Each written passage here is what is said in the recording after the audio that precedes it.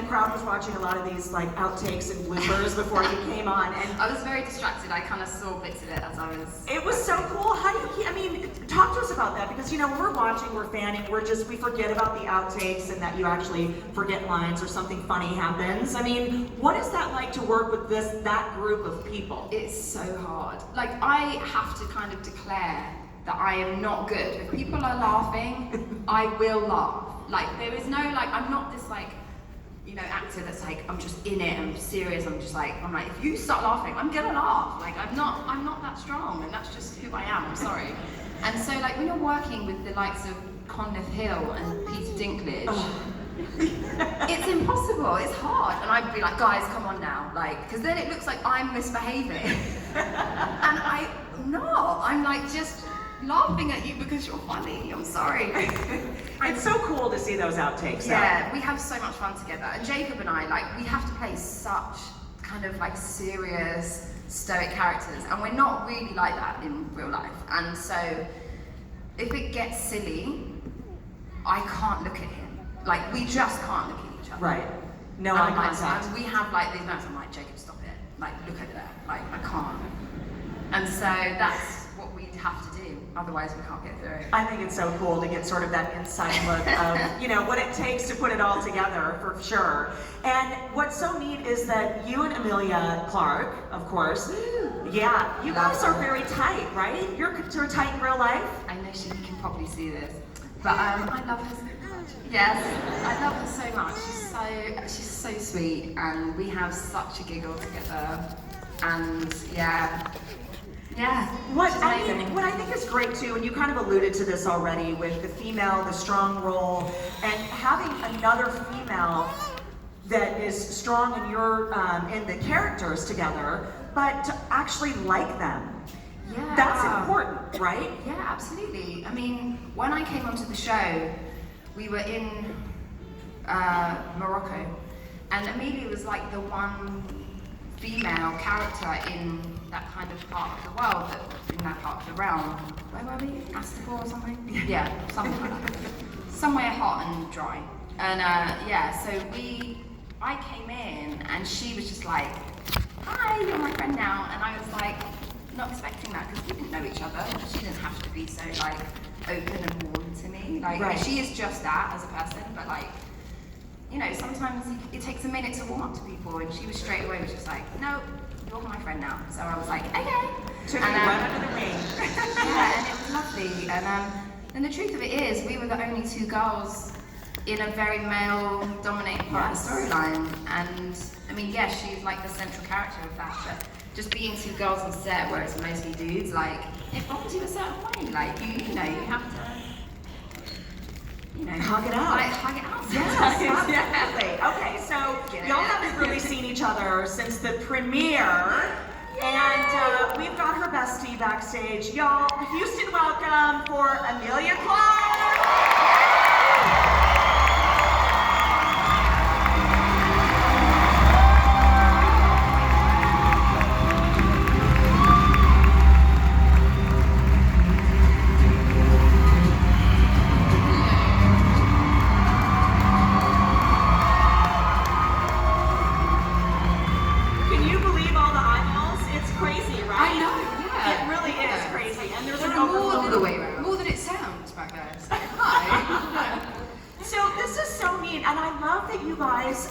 True friends. Yeah. You haven't seen each other other than a few moments backstage. No, I know, yeah. We just sort of grab at each other backstage. What is that like for you to have not only the trusted advisor, the character, but also somebody that's a trusted friend in your life after this amazing Game of Thrones season? No, I know, it's amazing. It's brilliant, because as Nat was saying, it really is. There's a lot of boys. Yeah. There's a lot of boys for a long time. And then Nat came along and I was like, yes! Okay, good. So yeah, it's really, you know, there's a lot of time on set, there's a lot of time waiting around for stuff, or waiting for a storm to pass, or whatever it is. And so you want to be able to have someone that you can be real with, and you know, and giggle with and have a good time with. Yeah, at work, right? I mean, let's be honest, it's work. Yes. I mean, yeah, it's not the hard, it's a joyful job. So we already, I know there's certain things I can't ask either one of you, but we already talked about the tribute to your bestie on social media and the character. I mean, other than that heavy sigh that you just gave us, can you give us a reaction? Well, it killed me, because I was watching the episode, because we all, I'm sure you guys know this, but like the cast don't see it until it comes on live on TV when everyone else watches it. So you sort of forget what's in the episode, and especially as you're like, oh no, this is one of the long episodes, right? Okay. So I was watching it, and I had this screening, and there was a bit. It was on a beautiful big screen and all that lovely stuff. And I was like, oh, the credits will roll in a minute, and then was like, oh my god, it's that one. And then suddenly it was just like, everyone was like, you're right. I'm like, what? You guys don't know what's about to happen already. And it completely floored me and killed me all over again. It was hard enough doing it, and that was your last day. Yeah. It was your actual last day, and it's so funny because Conleth, he's always bringing the giggles, always. And me and Jacob were just broken. Yeah. Like Nat left, and we were like, we can't do this. And he was trying so hard to make us happy and make us giggle, and we were just like, wasn't he doing like silly voices or something? No, he was. He was like not even the glint of a smile. We just couldn't do it. It was too sad. Yeah. I know, we're sad, but you know what? We're so glad that both of you are here in Houston to be part of this amazing conversation. And can we talk for a minute? I want both of you to give your input on this one. Can we talk a minute about High Valyrian, the language, right? Because who knows when you make a mistake? I mean, I think there's probably somebody out there that does, but really? David J. Peterson. Yes. He knows how to say right? it. He knows exactly. He knows all the words. Yeah. It's like tomato, you said that wrong. Yeah. Oh no. How difficult is it to learn a language that's a language but not a language? It's hard. It's really difficult because they don't. It's not like learning French or German or like a language that people speak. Yeah. So you don't know what you're saying. So it was only in season 8 that we got. So what we'd normally have is we would have the High Valyrian, Dothraki, Low Valyrian, whatever it is that you're learning, and then the English. And so then you'd have your MP3 and you'd listen to it and listen to it and listen to it, listen to it, and then kind of learn it. And then in season 8, he was like, oh no, now I'm going to do a direct translation. Because I don't know about you, but I would sort of guess. Like, I think that word you means start to pick up people. words, Or, like, you know, like Novogedis is Yes, exactly. outside, Yeah. or like Zaldrize is dragon. Like you start to pick it Kill up. it. Right. I'm like, that one. Yeah. Do you ever Yeah. just pull out the language in like the airport or something? Do you just try to like Do you know what? I know word of a lie. Like early on, early on, I was in a bar once and this guy would not leave me alone. He wouldn't leave me alone, and I was like, oh no, thank you. And then he didn't take so I started speaking. I just started making it up, and he was like, and I was like, no English, sorry. And then he walked up. That's amazing. I just pretended I couldn't speak English, but I don't speak any other languages. So I was like, Valyrian, go. Learn it. Happened like one time, like many years ago. That is awesome. Okay, so the other thing that I think is really cool, and I love, you know, both of you are very expressive in real life. Your facial expressions, but your characters. Eyebrows. I know the eyebrows, girl. We gotta talk about the eyebrows. So, but how do you not move them? Oh yeah, it's hard. It's really hard. Do they tape them or something, or is there something happening? Sometimes they should do, but it's literal. I don't know about you, but most of those, and then they're like, and now we're gonna do the push-in, and I'm like, just don't move, just don't. Yeah. Emilia has this amazing ability to like focus her eyes, like in a way that I've actually never seen. It's like a skill. Well, my contact lenses sometimes pop out. Do they dry up? True story. Yeah, if I'm doing like a really mean, serious stare, and it's like it's just involving a lot of control, and I don't blink at all. The amount of times the cameras come right there and then just boop. And they're like, ruined it, let's try that again. And then I'll like take them out and just do it blind. But it's impressive. It's more impressive because you wear contact lenses. I wear contact lenses, and I blink all the time because they're in my eye. And it's to not stir for like 10 seconds. It's just fear. dry up. It's just pure, unadulterated fear. I'm like, there's a camera, there's loads of people, this is really important. If I don't move anything, then no one will know that. It's just so crazy to me though. And you can do your eyebrows left and right, move them up and down, both of them? I can do one. Just teach me your ways, go. I didn't know. I didn't know that my eyebrows were as expressive as they are until I was like 13. Someone took a picture of me like back in the before you. A real camera where you actually developed the film. Tell me about it. And I was like 6 months later when we got the film back, I was like, oh my god, what's my face doing? And everyone was like, what do you mean? And I was like, what's my face doing? Because I was in mid-conversation, I was kind of in the corner frame. They're like, no, that's what your face does. Because obviously when you're looking in the mirror, you don't, realise you're not really having a chat in the mirror. You don't really see it happening. And it was a shock. And so yeah. Well, I feel like you've embraced it. It's a hidden talent. It's so amazing. Thanks. It could be like Britain's Got Talent. Maybe you can go on that show.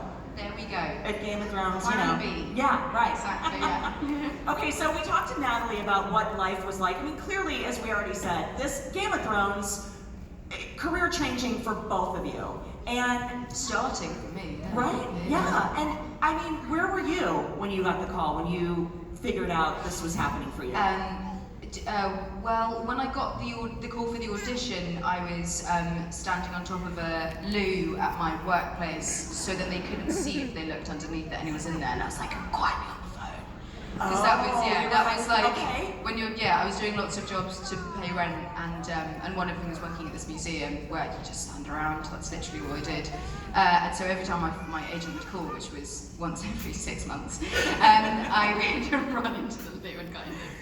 I was incredibly unemployed when I got going. Me too, sister, me too. Yeah. And now, I mean, looking back at that moment and where it is today, what have you learned? Have you changed at all, do you think, as a person? Completely, yeah. I mean, I think you can only change so much. I think the who I am is the same. But now, my entire world is different. Right. Yeah, everything's changed. And I think it's an extraordinary thing, and I don't know whether it's just because it's been, essentially a decade of life that's been lived, so a huge amount of real life things have happened in that time to kind of change me. But I just feel like I have found a voice that I didn't really even know was possible 10 years ago to be able to have. And that's been the most remarkable part of this journey, has been that. Absolutely. Thank you. And especially on this Mother's Day weekend, I feel, it's important to recognize the female characters and the strength, Mother of Dragons, of course. It's so funny the amount of Mother's Day stuff I get, and I'm like, I so don't have a child. I know. A dog child? Yeah, I do have a dog You have a child. dog child? A dog child. It's not. What kind of dog do you have? A Wirehead Fox Terrier. Aww. She's just the best dog in the world. The best dog in the world. She is. I love it. Okay, let's talk costumes. Do you guys have a favorite that you love to wear? Even the jewelry. The jewelry is so amazing. You've got some jewelry. I know, yeah. Do you remember when Michelle was just like, you're all getting jewelry? We were like, Yes. Yeah. I got a ring. Yeah. I got a necklace. It's great. And it all had its own backstory. I know. Yeah. Beautiful. I had one ring that was like from season 1 that I decided was my mother's. It was her mother's. Yes. And does it take long to do the costuming and the... Right? I mean, yeah. Oh yeah. It's that like, do you need the loo, babe? Because I'm going to take half an hour. Oh, do you need the loo? Because I need the loo because I've been sewn in to Yes, this. literally. Can we just, I need to pee. So. Yeah. There's no getting out of it. And then you have to be sewn back in. So. Michelle Clapton, who is like an absolute genius, and as I say, I know I'll never look as good ever again on TV because she dressed us so beautifully, but she didn't believe in zips, which is a problem when you're doing like sometimes like an 18-hour shooting day essentially, and you're like, I'm gonna have to get cut out every time I have to pee, and my bladder is the size of a hamster's. So. And of all of the people on the set, it's the cast that aren't really allowed to not be there because they need to point cameras at us and fight and what have you. So for us to like leave set is like a thing. Right. So you shut down the whole production. they're like, well, we have to wait. Yeah. Or like lunch, they're like, could you hold on till 6? Just because we really need to keep going. You're like, no. Yeah, because you can't eat in corsets. Oh, no, you I mean, cannot I wasn't as bust out of corseted it. as you, to be fair. Oh my god, But some of those armours would be like intense. Yeah, season 8, she just went like next level with the courses. That's exhausting just thinking about it, you know? Yeah. Okay, so we have some social media questions for you guys, and I have one here from Nick Morris, and his question's for you, Emilia.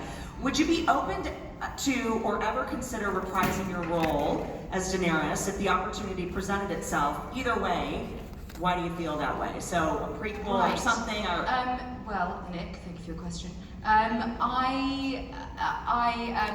years is a significant chunk of life to live with one character, and I feel unbelievably lucky to have had the full range of everything that I've been able to explore as an actor through her eyes and walking in her shoes.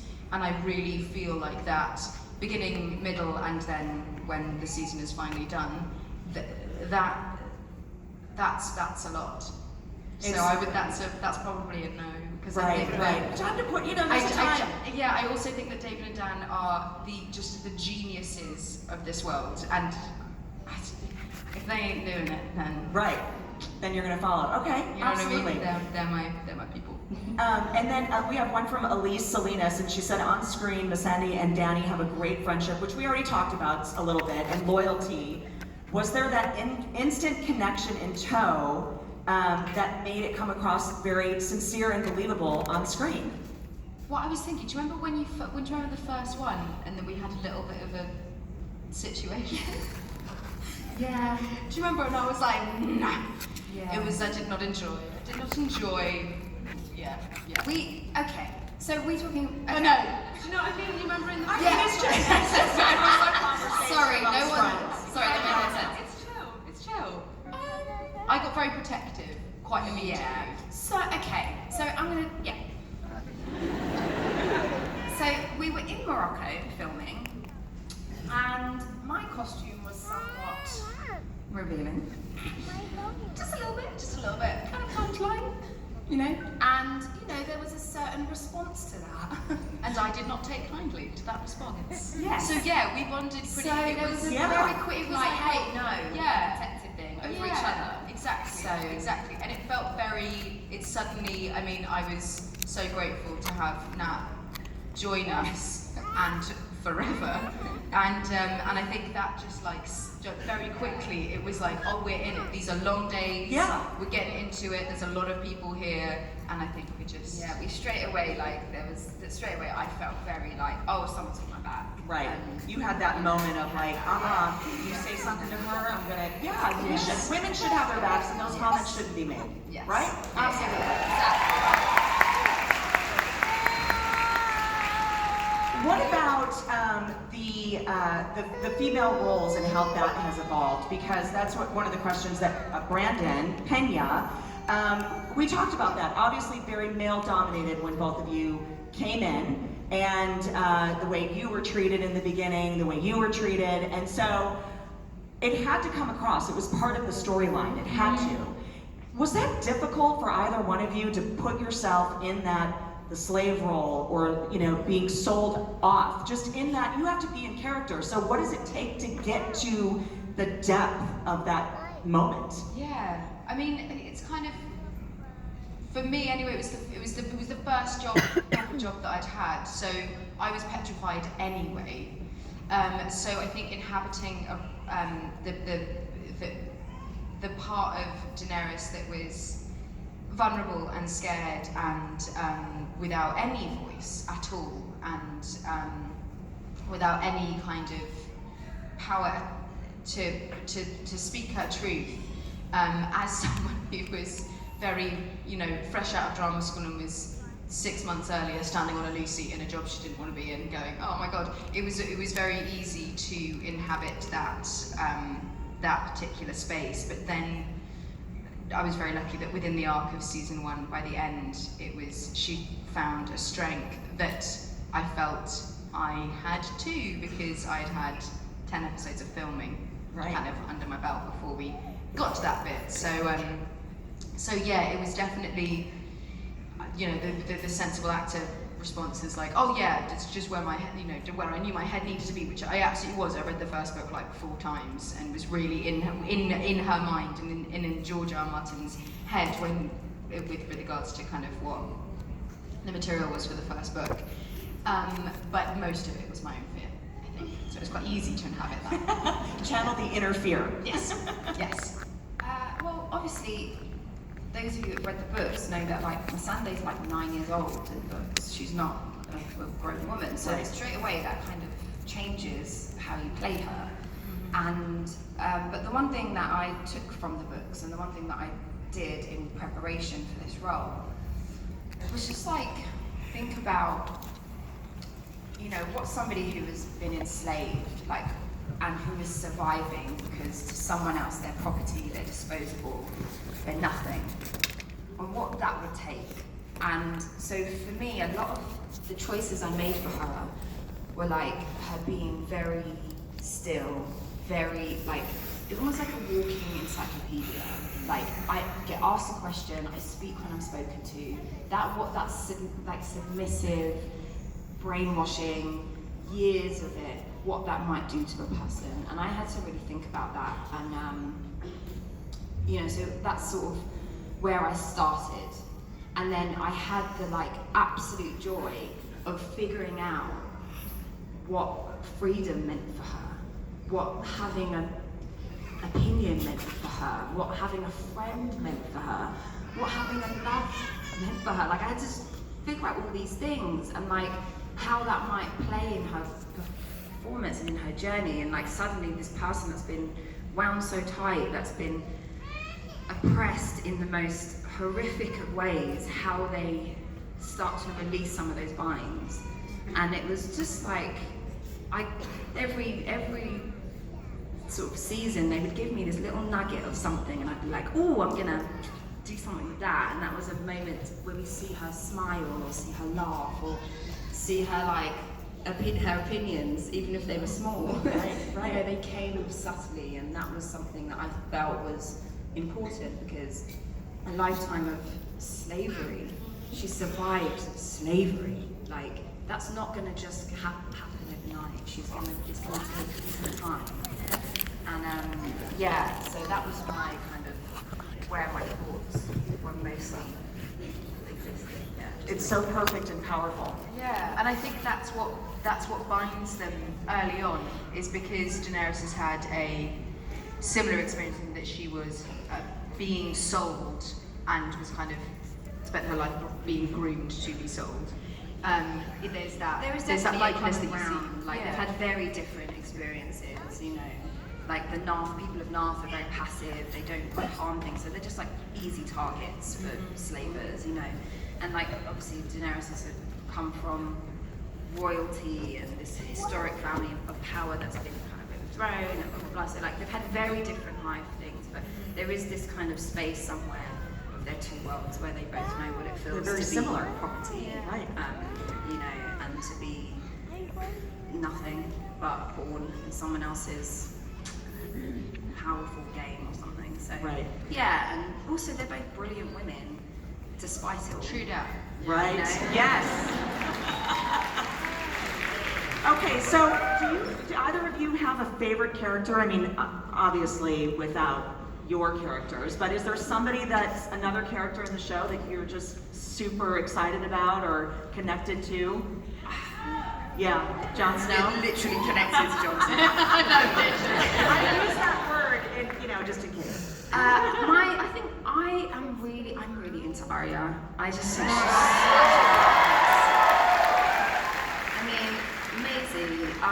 she's just what a cool character, Right. And the story arc of that character is like So it's the part of beautiful. dreams, to be Yeah. honest. Like Yeah. she gets to sword fight. She's been this little adorable child that we saw like 10 years ago, and now she's come into her womanhood, and I'm like, it's everything. I love her. That's who I Yeah. would say. Do you have a favorite one? It's so hard because as soon as you say favourite character, I just also think of the people. So my first thought is always Conleth. I'm always just like, I love Conleth. I love Varys. I think he's absolutely magnificent.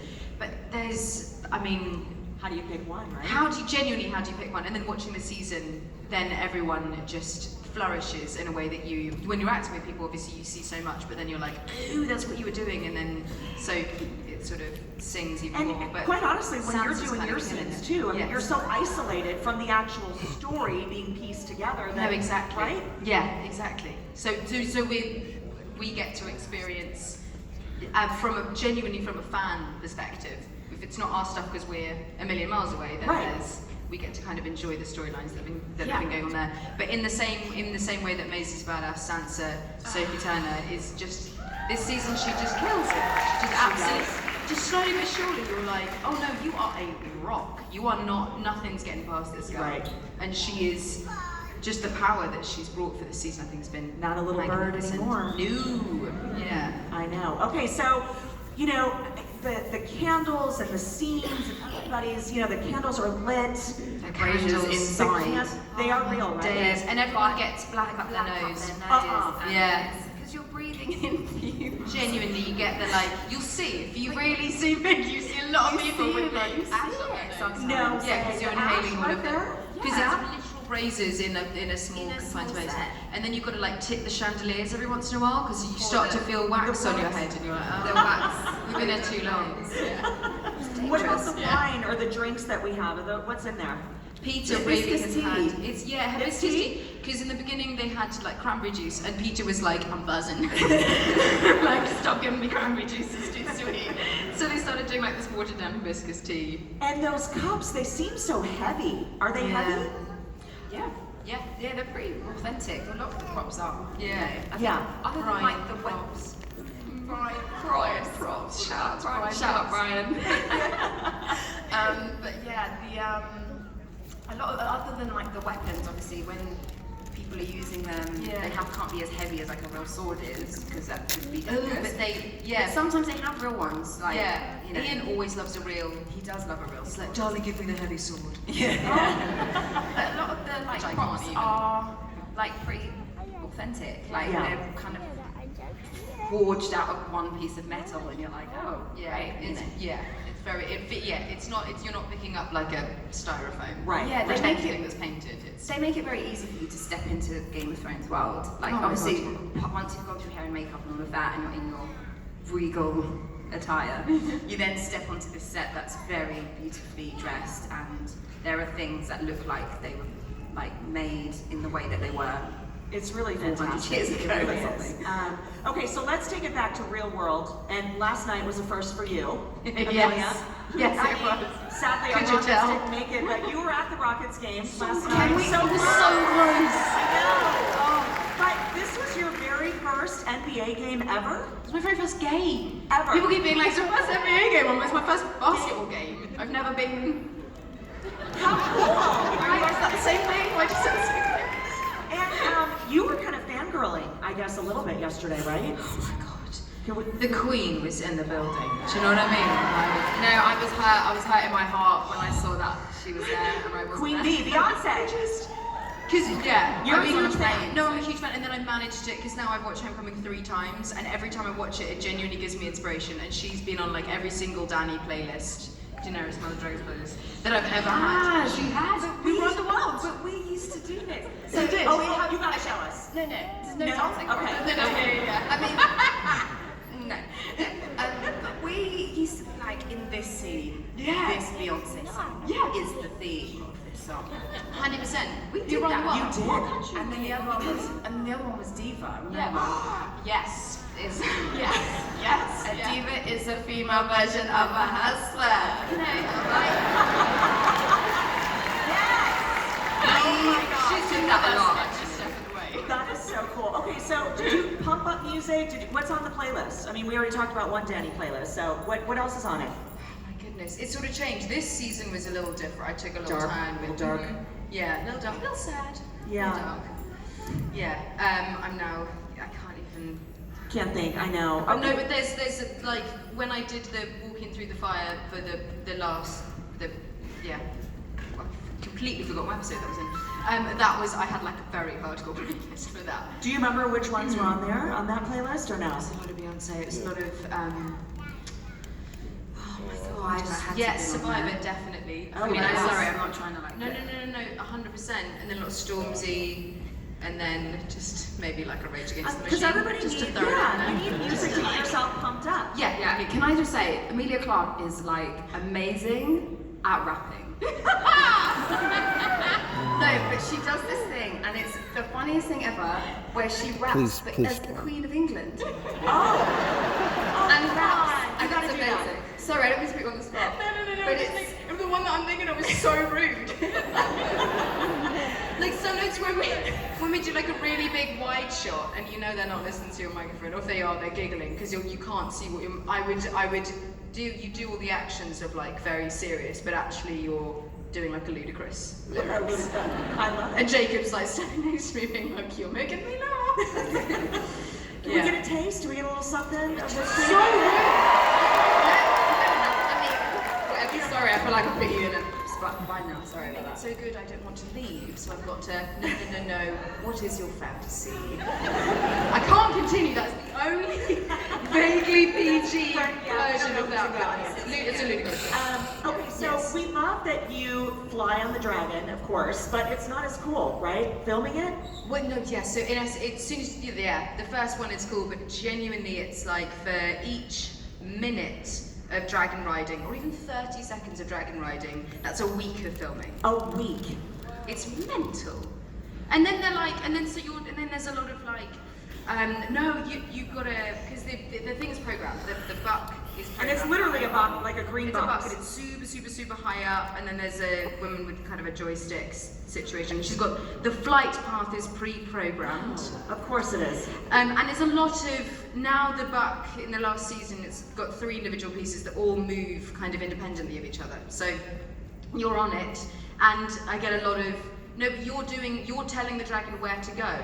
I'm like, well, when you've got 20 moves of all of these individual pieces, and I've got to remember where each of them go, so it looks like I'm the one who's in doing control, it. yeah. It can, and then every once in a while, it just, in the last season, it got a bit tired, and it's just started to like go as I was getting a note, or as I was like getting off the thing, and you'd be like, whoa, that's good thing I'm harnessed in. Am I right in saying though that we would rap and you would be there for like another month and a half? Literally a month Like and a half. everyone else would go home from Yeah. Belfast. And we Yeah. To rap, to And do all that? yeah, so it was Moco unit, which is movement capture, and there was one season where everyone, all of the crew who were there, and me, who was the only person who was doing it that season, there was kind of 2 months of it, and we called it the infirmary because as soon as everyone got sick, and then as soon as the first person who got sick got well again, the last person who got sick would make them sick again. Right. It was Dark times, yeah. I look miserable on that thing, that's why.